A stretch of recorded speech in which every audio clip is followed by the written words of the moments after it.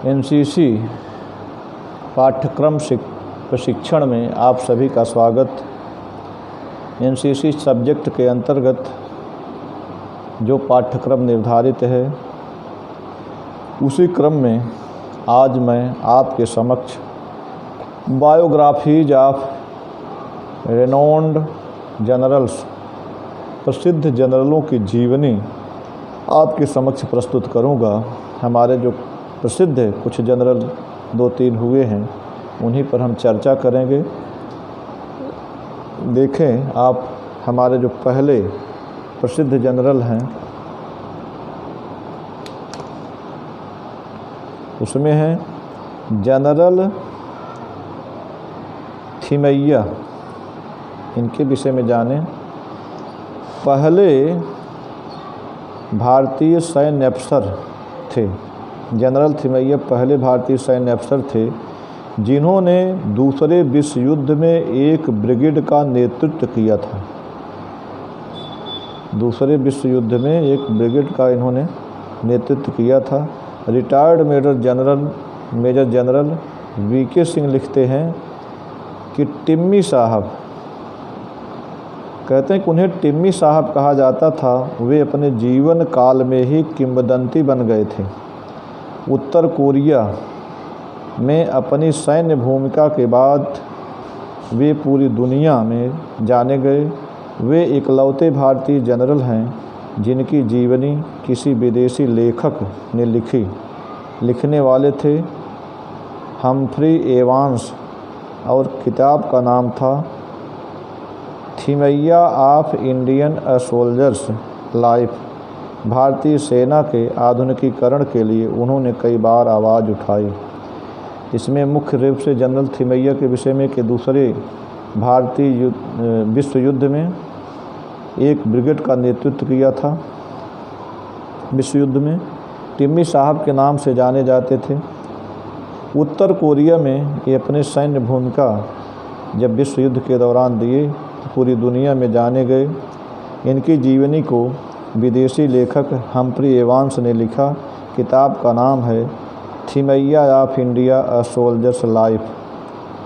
इसी क्रम में अब आप दूसरे जो हमारे प्रसिद्ध जनरल हुए हैं के.एम. करियप्पा, इनके विषय में जानें। इनका जन्म 28 जनवरी 1899 को कुर्ग, एक स्थान है जो कर्नाटक में है, शायद अब जिला है, वहीं कर्नाटक में कुर्ग नामक ज़िले में 28 जनवरी 1999 को हुआ था। इनकी मृत्यु 15 मई 1993 बंगलौर में हुई। इनका कार्य क्षेत्र आप जानें। प्रथम भारतीय सेना अध्यक्ष थे। फील्ड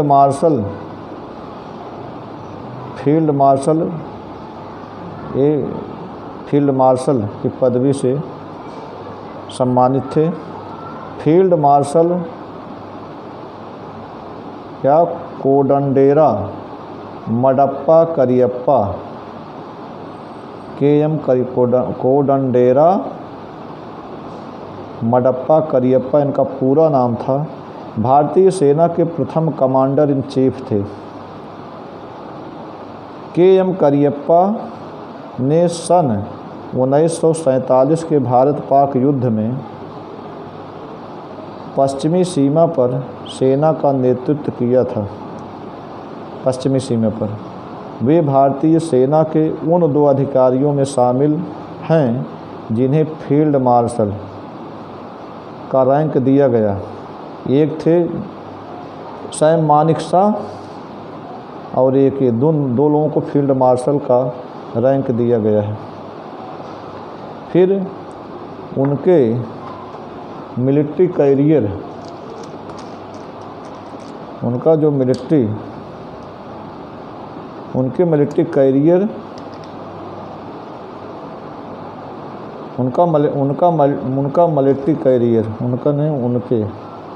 मिलिट्री कैरियर लगभग 3 दशक माने 30 साल लंबा था, जिसके दौरान 15 जनवरी सन 1949 3 दशक तक लंबा इनका था, 3 दशक तक लंबा इनका करियर था, मिलिट्री करियर, जिसके दौरान 15 जनवरी 1949 में उन्हें सेना प्रमुख नियुक्त किया गया। इसके बाद से ही 15 जनवरी सेना दिवस के रूप में मनाया जाने लगा। ये पहले सेना अध्यक्ष थे।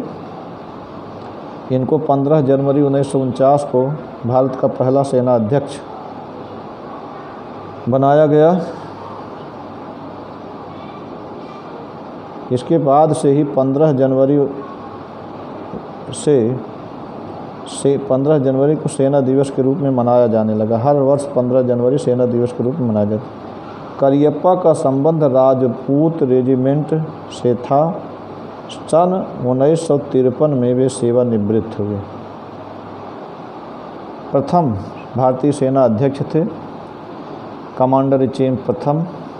भारत पाक युद्ध 1947 में इन्होंने पश्चिमी सीमा का नेतृत्व किया। फील्ड मार्शल की उपाधि पाने वाले ये दूसरे सैन्य अफसर थे। इनका मिलिट्री करियर 3 दशक लंबा था। 15 जनवरी 1949 को सेना प्रमुख बने। इसीलिए 15 जनवरी को सेना दिवस के रूप में मनाया जाता है। अब आप एक जो और भारतीय प्रसिद्ध जनरल हुए हैं सेना के, उनके जीवन के विषय में जानें।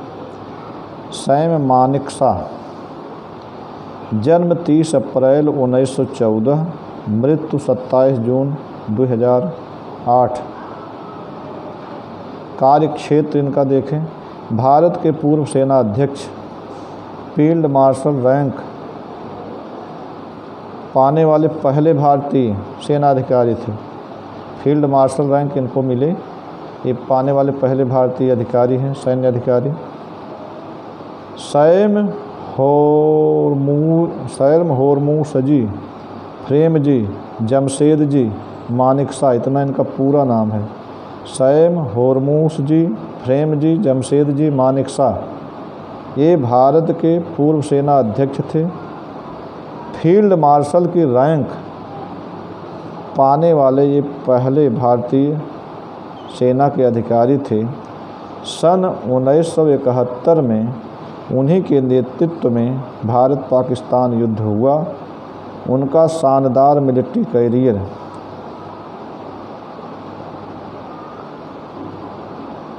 करियर ब्रिटिश इंडियन आर्मी से प्रारंभ हुआ और 4 दशक तक चला। 4 दशक तक के सेना के अफसर रहे। सेना में इन्होंने खास सेवा दी, जिसके दौरान 5 युद्ध भी हुए। सन 1969 में वे भारतीय सेना के 8वें सेना अध्यक्ष हुए।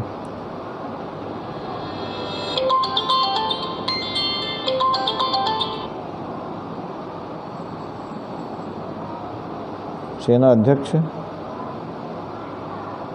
और उनके नेतृत्व में भारत ने 1971 में भारत पाकिस्तान युद्ध में विजय प्राप्त की, जिसके फलस्वरूप एक नए राष्ट्र बांग्लादेश का जन्म हुआ।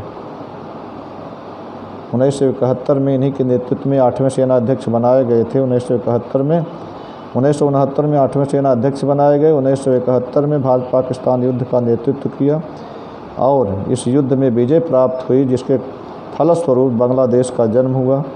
सन 1972 में भारत सरकार ने उन्हें पद्म विभूषण से सम्मानित किया। इस प्रकार आप जनरल मानेकशॉ के जीवन परिचय के विषय में जाना। अब हम आज के एक दूसरा पाठ्यक्रम जो हमारा है उसके विषय में भी अभी चर्चा करेंगे। अगला हमारा पाठ्यक्रम होगा कदवार सीजिंग, 3 लाइन बनाना, खुली लाइन और निकट लाइन। इस पे हम चर्चा करेंगे आपके समक्ष अब अगले वीडियो में। आज यहीं तक, धन्यवाद।